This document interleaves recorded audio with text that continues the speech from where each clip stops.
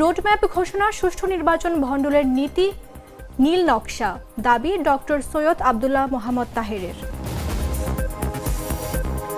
নওগাঁয় গণ অধিকার পরিষদের শতাধিক নেতাকর্মীর পদত্যাগ।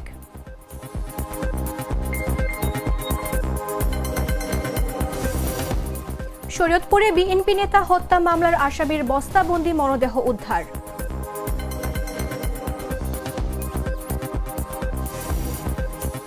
চট্টগ্রামে মিরসরাইয়ে উচ্চপদস্থ ছেলের নির্যাতনে অতিষ্ঠ হয়ে আদালতে দ্বারস্থ বৃদ্ধ বাবা।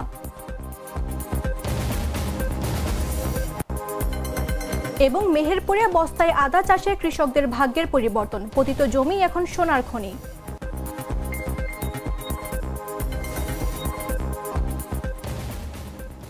আমন্ত্রণ দেশ জুড়ে সংবাদে, আপনাদের সাথে রয়েছে আমি মামদুহা রাইসা।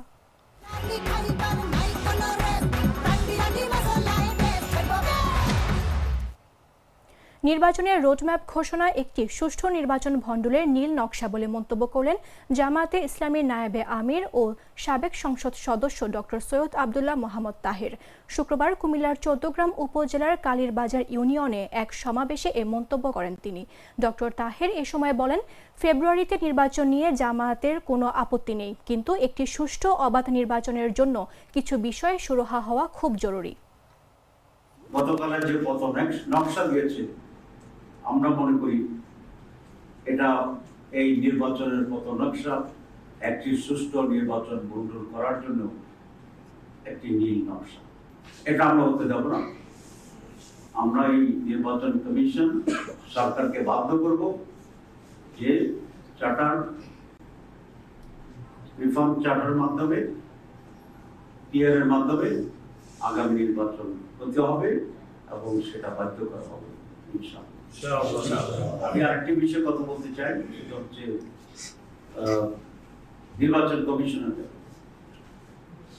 কমিশন আনফরচুনেটলি বাংলাদেশে সকল সময় একটি দলীয় দাস হিসাবে কাজ করেছে, যেটি সমস্যার অন্যতম হচ্ছে।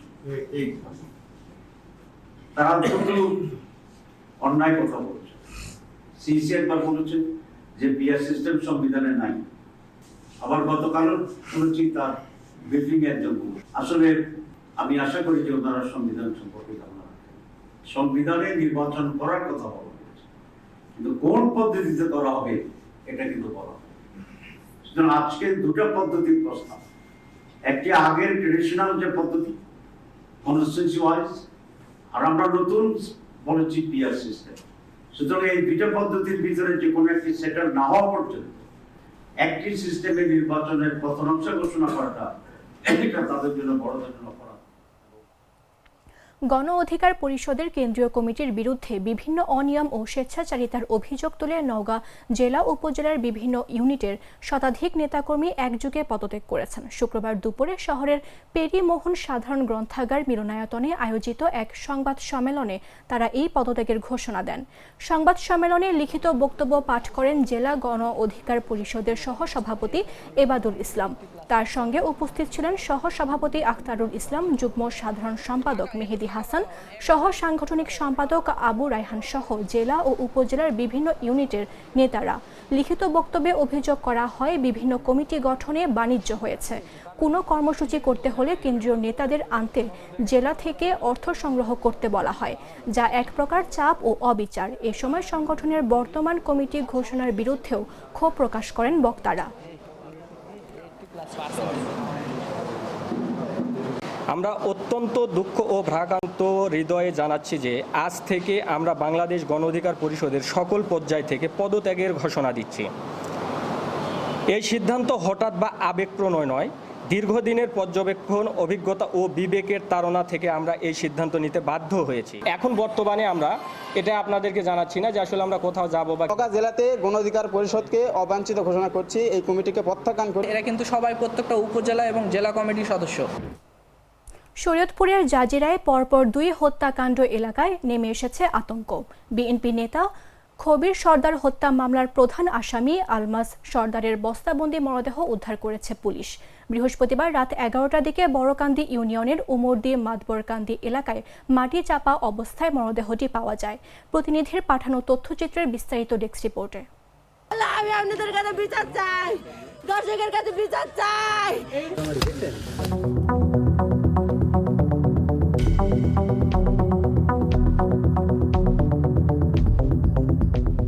শরীয়তপুরের জাজিরায় বিএনপি নেতা খবির সর্দার হত্যা মামলার প্রধান আসামি আলমাস সর্দারের বস্তাবন্দি মরদেহ মাটি চাপা অবস্থায় উদ্ধার করেছে পুলিশ।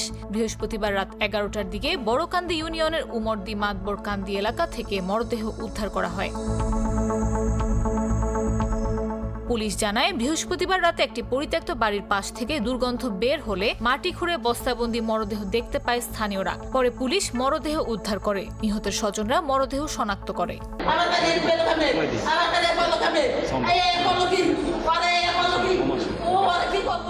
এর আগে বুধবার রাতে মসজিদে আজান দেয়া নিয়ে দ্বন্দ্বের জেরে খবির সর্দার নামে বিএনপি এক নেতাকে ছুরিকাঘাতে হত্যার অভিযোগ ওঠে আলমাসের বিরুদ্ধে। নিহত খবির সর্দার বড়কান্দি ইউনিয়ন বিএনপির যুগ্ম আহ্বায়ক ছিলেন। পরে নিহতের ভাই দানেশ সর্দার বাদী হয়ে আলমাস সহ 20 জনের নাম উল্লেখ এবং অজ্ঞাত আরো 20 থেকে 25 জনকে আসামি করে জাজিরা থানায় হত্যা মামলা করেন। এ ঘটনার পর বস্তাবন্দি অবস্থায় আলমাসের মরদেহ পাওয়া যায়। পরপর 2 হত্যাকাণ্ডে এলাকায় আতঙ্ক ছড়িয়ে পড়েছে। আমি যেই বয়সে যে বিধবা হবো আমি বুঝতে পারি না, আমি মেনে নিতে পারি না। আমার স্বামীর মৃত্যুর আমি বিচার চাই আপনাদের কাছে, আমি আর কিছু বলতে পারতেছি না। আমি জাজিরা থানার ভারপ্রাপ্ত কর্মকর্তা মাইনুল ইসলাম বলেন, তদন্ত সাপেক্ষে প্রয়োজনীয় ব্যবস্থা নেওয়া হবে। গতকালকে লোকমুখে শোনা যায় যে আলমাসের লাশ পুকুর পাড়ে ভেসে উঠছে। এরকম তথ্যের ভিত্তিতে আমরা সেখানে অভিযান পরিচালনা করি এবং পুকুরে আমরা লাশ পাইনি। পরবর্তীতে আমরা আশপাশ এলাকায় তল্লাশি করি এবং স্থানীয় জনগণ এবং আমরা সাথে নিয়ে আবুল কালাম সর্দারের বাড়ির পশ্চিম পাশে মৃত্যু জব্বার মাস্টারের বাড়ির ভিটায় মাটি চাপা দেওয়া বস্তাবন্দি আলমাসের লাশ উদ্ধার করি। আর এই বিষয়টা তাদের দীর্ঘদিনের একটা বিরোধ ছিল। লাশ আমরা মর্গে প্রেরণ করছি, সুরাতাল প্রস্তুত করেছি এবং পরবর্তী আইনগত ব্যবস্থা গ্রহণ করার জন্য আমরা তৎপর আছি। এটা প্রক্রিয়াধীন। নিউজ ডেস্ক, জাগো নিউজ।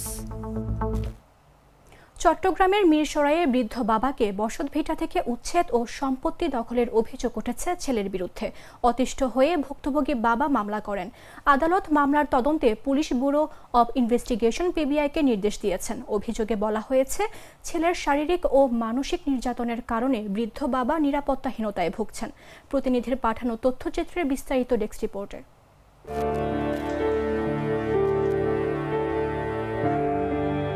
চট্টগ্রামের মিরসরাইয়ে বৃদ্ধ অসুস্থ বাবাকে বসতভিটা থেকে উচ্ছেদ করে সম্পত্তি দখলের অভিযোগ উঠেছে এক ছেলের বিরুদ্ধে। অতিষ্ঠ হয়ে ভুক্তভোগী বাবা মামলা করেছেন আদালতে। মামলা তদন্তে পুলিশ ব্যুরো অফ ইনভেস্টিগেশন পিবিআইকে আদেশ দিয়েছেন আদালত। গেল মঙ্গলবার চট্টগ্রাম তৃতীয় জুডিশিয়াল ম্যাজিস্ট্রেট শাহরিয়ার ইকবাল শুনানি শেষে এ আদেশ দেন। অভিযুক্ত সাইনুর ইসলাম চৌধুরী সুফল চট্টগ্রাম ইপিজেডের ইয়ং ওয়ান ফ্যাক্টরিতে কর্মরত। অভিযোগকারী বাবা মফিজুল ইসলাম চৌধুরী মিরসরাই উপজেলার মঘাদিয়া ইউনিয়নের মধ্য মঘাদিয়া 3 ঘড়িয়ার টোলা আমের বক্স মিয়া বাড়ির বাসিন্দা। মানবাধিকার আইনজীবী জিয়া হাবিব আহসান বিষয়টি নিশ্চিত করে জানান, বিদেশে কর্মরত অবস্থায় বাদী তার কষ্টার্জিত অর্থ ব্যয় ছেলেকে পোর্ট সিটি বিশ্ববিদ্যালয় থেকে ইঞ্জিনিয়ারিং পড়ানোর সুযোগ করে দেন। তারপর তো ইঞ্জিনিয়ারিং ফার্স্ট করাইছে, তো ইঞ্জিনিয়ারিং ফার্স্ট করাইছে, ইঞ্জিনিয়ারিং ফার্স্ট করাইবার পর তো আর সন্তুষ্ট হয়নি আমার। আমি তা কিছু করি নাই। 12 বছর টাউনে রাখা হয়েছে, খাবার লওয়া হতে লেখাপড়া করাইছি। আমি 2 ছেলে, 1 ছেলে 2 মেয়েকে আমি করাইছি সব কিছু। অভিযোগে বলা হয়, দীর্ঘদিন ধরে আসামি বিভিন্ন বেআইনি দাবিতে বাদীকে শারীরিক ও মানসিকভাবে নির্যাতন করে আসছে। এক পর্যায়ে 2017 সালে নির্যাতনের কারণে বাদী অনিচ্ছা সত্ত্বেও বাজার মূল্য প্রায় 70 লাখ টাকার 24 শতক জমি আসামি নামে রেজিস্ট্রি করে দিতে বাধ্য হন। শুধু তাই নয়, বাদীর কাছ থেকে 5 লাখ টাকা ধার নিয়ে তা আত্মসাৎ করেন। সম্প্রতি ঘরভিটা অভিযুক্তের নামে রেজিস্ট্রি দিতে বলেন, অন্যথায় 20 লাখ টাকা দাবি করে বাদীকে হুমকি দেন অভিযুক্ত। টাকা দিতে অস্বীকৃতি জানালে গেল 4 জুলাই সকালে বাদীর ওপর হামলা চালান ও শ্বাসরোধ করে হত্যার চেষ্টা করে। আশেপাশে লোকজন এগিয়ে এলে প্রাণের রক্ষা পান বাদী। মামলা দিয়েছে ওখান থেকে চলে যাওয়ার জন্য। ও নাকি আপনারা আপনার ভিটা থেকে বসত ভিটা থেকে উচ্ছেদ করে চাইতেছে। গাছ জোরে অনেক কথা বলে ফেলে বলতে এটা ইয়ে করা মারছিল। শরীরে আঘাত করছে, আঘাত করছে এখানে 1 ভাই, এখানে 1 ভাই, এখানে 1 ভাই, 3 ভাই দিয়েছে। তারপর আবার গেছে ফেলে গাড়ি লয়ে যাওয়া করতে চায়। তখন মামলা করে নেবো তালাক নামা দিয়েছি, তালাক নামার হলে ওর ইয়া করছি, ত্যায্য করছি, ত্যায্যের পর ও সাইজ যাচ্ছে না, এখন দিয়েছে মামলা। এজাহারে আরও উল্লেখ করা হয়, আসামি বৃদ্ধ বাবার ভরণ পোষণ না দিয়ে উল্টো নিয়মিত হুমকি দিয়ে আসছে। এতে বাদী বর্তমানে চরম নিরাপত্তাহীনতায় ভুগছেন। নিউজ ডেস্ক, জাগো নিউজ। আমি তো মশলা বদলে ফেলেছি, এবার আপনিও বদলে ফেলুন। একবার প্রাণ গুঁড়া মশলা ব্যবহার করেই দেখুন। রাজশাহী মেডিকেল কলেজের শিক্ষানবিশ চিকিৎসক শীর্ষ শ্রেয়ান মস্তিষ্কের রক্তক্ষরণ ও হৃদযন্ত্র বিকল রোগীদের জন্য বাজার মূল্য 17 কোটি টাকার জীবন রক্ষাকারী ওষুধ বিনামূল্যে এনেছেন। নেদারল্যান্ডস থেকে 2500 ভায়াল এলটেপ্লেস ইনজেকশন এসেছে। ইতিমধ্যে এগুলো প্রয়োগ করা শুরু হয়েছে, যা রোগীদের জীবন বাঁচাতে গুরুত্বপূর্ণ ভূমিকা রাখছে। রাজশাহীর প্রতিনিধির পাঠানো তথ্যচিত্রের বিস্তারিত ডেস্ক রিপোর্টে। মস্তিষ্কে রক্তক্ষরণ এবং হৃদয়যন্ত্র বিকল হওয়া রোগীদের জন্য বিনামূল্যে ওষুধ এনেছেন রাজশাহী মেডিকেল কলেজের শিক্ষানবিশ চিকিৎসক শীর্ষ শ্রেয়ান, যার বাজার মূল্য 17 কোটি টাকা। শ্রেয়ানের গবেষণা ও প্রচেষ্টার কারণে নেদারল্যান্ডস থেকে 2500 ভায়াল আল্ট্রাপ্লেস ইনজেকশন এসেছে। এরই মধ্যে এসব জীবন রক্ষাকারী ওষুধ প্রয়োগও শুরু হয়েছে। শীর্ষ শ্রেয়ান রাজশাহী মেডিকেলের 61 ব্যাচের শিক্ষার্থী। গবেষণার পাশাপাশি সেটি সূত্র ধরেই তিনি এই ইনজেকশন বিনামূল্যে নিয়ে আসার ব্যবস্থাও করেছেন। কিন্তু কিভাবে এই কাজের সঙ্গে যুক্ত হলেন শ্রেয়ান? ওই সংস্থার এশিয়া প্যাসিফিক অঞ্চলের যিনি ডিরেক্টর আছেন, উনি আমাকে ইমেল করলেন যে আমাদের রাজশাহী মেডিকেল কলেজে এই ওষুধের প্রয়োজন আছে কিনা এবং থাকলে কি পরিমাণ। তাদের কাছে মোটামুটি 5000 ভায়ালের মতো ছিল। তো এই খবরটা পাওয়ার পরে আমি সরাসরি আমাদের ডিপার্টমেন্টগুলোর সাথে কথা বলি, আমাদের মেডিকেলে কি পরিমাণ স্ট্রোক এবং হার্ট অ্যাটাকের পেশেন্ট আছে এবং কয়জনকে আমরা দিতে পারবো, যে সময়সীমা আছে এই ওষুধগুলোর। মার্চ মাসের 31 তারিখ পর্যন্ত এটার মেয়াদ আছে, এর মধ্যে আমরা কতটুকু দিয়ে শেষ করতে পারবো সেই অনুপাতে আমাদের ডিমান্ডটা চাওয়া হয়। এইভাবে আর কি যোগাযোগের সূত্র। শ্রেয়ান বলছেন, হার্ট ব্লক হলে যে রক্ত জমাট বেঁধে যায়, এই ওষুধটা রক্ত জমাটকে ভেঙে দিতে পারে। স্ট্রোকের 4.5 ঘন্টার মধ্যে এই ইনজেকশন দিলে রোগী ভালো থাকবে বলেও জানান তিনি। শীর্ষ শ্রেয়ানের এই উদ্যোগে সহযোগিতা করেছেন মেডিসিন বিভাগের অধ্যাপক ডক্টর আজিজুল হক আজাদ এবং হাসপাতালের পরিচালক brigadier general FM Shamim Ahmed. তারা বলছেন, ভারত থেকে যে ওষুধটি আসে তার চেয়ে এটা দামি এবং গুণগত মানে ভালো। এছাড়াও আগে যেটি কিনতে 1 লাখ টাকা লাগতো, এখন তা মিলবে বিনামূল্যে। যে একটা রোগীর পুরো লাইফ চেঞ্জ করে দিবে এমন একটা বাংলাদেশি ওষুধ তৈরি হয় না, বাংলাদেশে ইম্পোর্ট হয় ইন্ডিয়া থেকে, কিন্তু আমরা সরাসরি ইউরোপে তৈরি ওষুধটা আমরা এখানে পাচ্ছি, প্রয়োগ করা শুরু হয়েছে। রাজশাহী মেডিকেল কলেজ হাসপাতাল সূত্রে জানা যায়, নেদারল্যান্ডস থেকে বোহরিঙ্গার কোম্পানির 2500 ভায়াল আল্ট্রাপ্লেস ইনজেকশন গেল 20 আগস্ট পাঠানো হয়। রামেক হাসপাতালে পৌঁছায় 25 আগস্ট। গেল বুধবার হৃদরোগ বিভাগের ওয়ার্ডে 70টি ভায়াল দেওয়া হয়েছে। এই অঞ্চলের অন্তত 500 রোগী এবার বিনামূল্যে এই ওষুধটি পাবেন। জাগো নিউজ, রাজশাহী। 38 বছর চাকরি শেষে আয়োজন করা হয় বিদায় অনুষ্ঠানের। সেই অনুষ্ঠান শেষে কুশল বিনিময়ের সময় কর্মকর্তাকে জড়িয়ে হাউমাউ করে কাঁদলেন কর্মচারীরা। কেউ তাকে জড়িয়ে কাঁদছেন, কেউ পায়ে ধরে দোয়া চেয়েছেন, কেউ প্রিয়জন হারানোর মতো ফুপিয়ে ফুপিয়ে কাঁদছেন, কেউ বা দূরে দাঁড়িয়ে চোখ মুছছেন। বৃহস্পতিবার বিকেলে এ দৃশ্য দেখা যায় কুমিল্লার লাকসাম জংশন এলাকার ঊর্ধ্বতন উপসহকারীর কার্যালয়ে আয়োজিত বিদায় অনুষ্ঠানে। কর্মচারীদের কান্না দেখে আবেগতাড়িত হয়ে চোখ মুছছেন অবসরে যাওয়া রেলওয়ে কুমিল্লার ঊর্ধ্বতন উপসহকারী প্রকৌশলী লিয়াকত আলী মজুমদার। কুমিল্লা রেলওয়ে সিনিয়র উপসহকারী নির্বাহী প্রকৌশলী আকরাম হোসেনের সভাপতিত্বে বৃহস্পতিবার লাকসাম জংশন পথ বিভাগের কার্যালয়ে প্রাঙ্গণে এ সংবর্ধনা সভার আয়োজন করা হয়। অনুষ্ঠানে লাকসাম রেল অঞ্চলের শতাধিক কর্মকর্তা কর্মচারীরা উপস্থিত ছিলেন।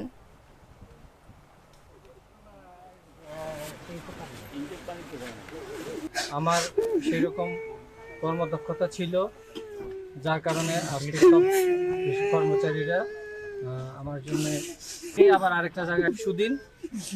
আমরা যেই প্রতিকূল অবস্থা পার করে আসছি, এখন আর রেলে সেই অবস্থা নেই। যারা নতুন নবাগত আসতেছে সবার প্রতি অনুরোধ থাকবে, আপনারা রেলকে ভালোবাসেন, রেলের প্রতি শ্রম দেন। আপনি যদি রেলকে ভালোবাসেন, রেলের প্রতি শ্রম দেন, অবশ্যই আল্লাহর তরফ থেকে আপনার প্রতি সেই উজ্জ্বল ভবিষ্যৎ কামনা করি। সবাই ভালো থাকুক, সেটা আমি প্রত্যাশা করি। নাটোরের বড়াই গ্রামে এক গৃহবধূকে পরকীয়ার অপবাদে জিম্মি করে ৩ লাখ টাকা আদায়ের অভিযোগ উঠেছে স্থানীয় ছাত্রদল নেতাদের বিরুদ্ধে। নারীকে ৩ ঘণ্টা আটকে রেখে মারধর, শ্লীলতাহানি, ভিডিও ধারণ ও অস্ত্রের ভয় দেখানো হয়। পুলিশ মামলা রুজু করেছে, তবে আসামিরা পলাতক রয়েছে। নাটোর প্রতিনিধির পাঠানো তথ্যচিত্রের বিস্তারিত ডেস্ক রিপোর্টে। নাটোরের বড়াইগ্রামে এক গৃহবধূকে পরকীয়ার অপবাদ দিয়ে জিম্মি করে চাঁদা আদায়ের অভিযোগ উঠেছে স্থানীয় ছাত্রদল নেতাদের বিরুদ্ধে। অভিযোগ অনুযায়ী ওই নারীকে প্রায় ৩ ঘণ্টা আটকে রেখে মারধর, শ্লীলতাহানি, ভিডিও ধারণ ও অস্ত্রের ভয় দেখিয়ে ৩ লাখ টাকা আদায় করা হয়।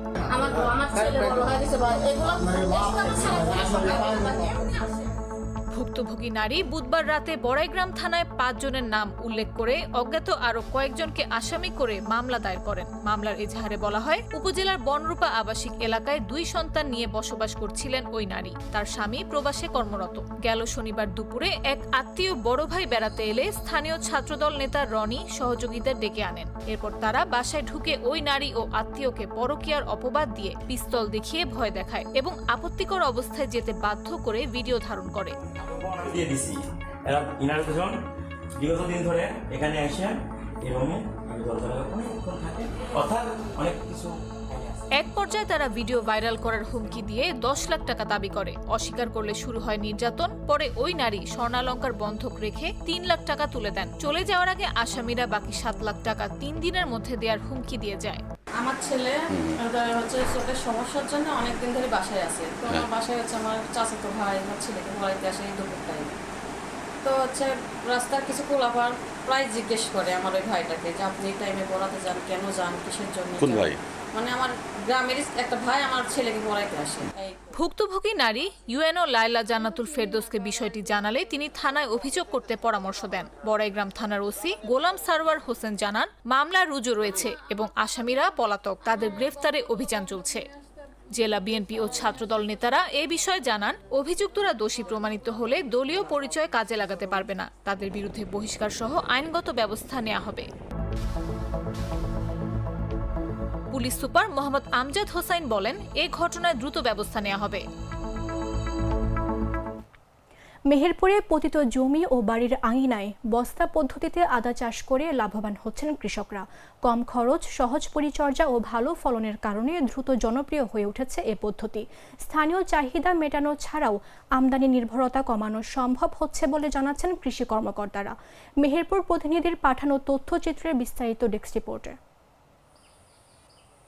মেহেরপুরে পতিত জমি আর বাড়ির আঙিনায় বস্তা পদ্ধতিতে আদা চাষ করে লাভবান হচ্ছেন অনেক কৃষক। সহজ পরিচর্যা, কম খরচ ও ভালো ফলনের কারণে এই পদ্ধতি জেলায় দ্রুত জনপ্রিয় হয়ে উঠছে। এতে শুধু স্থানীয় চাহিদাই মিটছে না, আমদানির উপর নির্ভরতা কমছে বলেও জানাচ্ছেন কৃষি কর্মকর্তারা।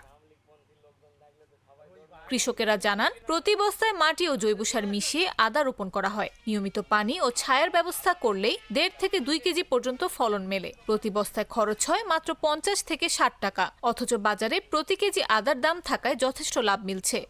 পরিত্যক্ত জমি পড়েছিল, কিছুই হয়তো না জমিটায়। তো মোটামুটি কৃষি অফিসের হাতে সেলিম ভাইতে আলাপ করলাম কি করা যায়। তো বললো এক কাজ করেন, আদা করেন। ঠিক আছে, তাই হবে। খরচ প্রতি আমি করেছি 1700 বস্তা করেছি, বস্তা প্রতি 50 টাকা 60 টাকা খরচ হবে। তো মোটামুটি যদি ফলন হয় ভালো, তো মোটামুটি 2-3 লাখ টাকা, 2.5 লাখ 3 লাখ টাকা হতে পারে। স্থানীয় ব্যবসায়ীরা জানান, বস্তায় উৎপাদিত আদা বাজারে ভালো দামে বিক্রি হচ্ছে এবং চাহিদাও বেশি।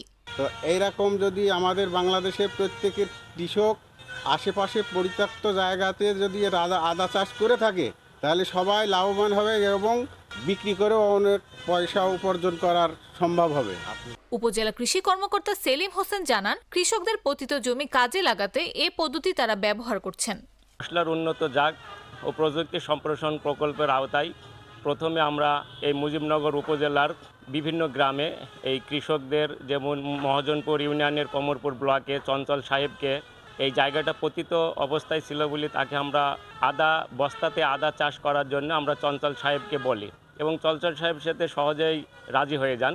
কৃষি সম্প্রসারণ অধিদপ্তরের উপপরিচালক শামসুল আলম বলেন, এটি সময়োপযোগী ও লাভজনক উদ্যোগ। জেলায় এবছর প্রায় 28,400 বস্তায় আদা চাষ হয়েছে।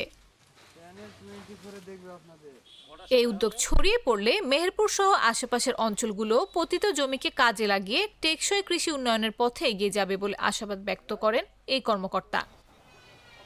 নিউজ ডেস্ক, জাগো নিউজ। সংবাদ শেষ করার পূর্বে শিরোনামগুলো জানিয়ে দিচ্ছে আরও একবার। রোডম্যাপ ঘোষণা, সুষ্ঠু নির্বাচন ভণ্ডুলের নীল নকশা, দাবি ডক্টর সৈয়দ আবদুল্লাহ মোহাম্মদ তাহেরের। নওগাঁয় গণ অধিকার পরিষদের শতাধিক নেতাকর্মীর পদত্যাগ।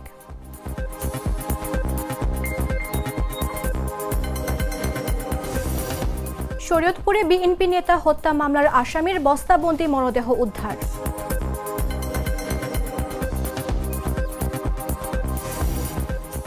চট্টগ্রামের মিরসরাইয়ে উচ্চপদস্থ ছেলের নির্যাতনে অতিষ্ঠ হয়ে আদালতে দ্বারস্থ বৃদ্ধ বাবা। এবং মেহেরপুরে বস্তায় আদা চাষে কৃষকদের ভাগ্যের পরিবর্তন, পতিত জমি এখন সোনার খনি।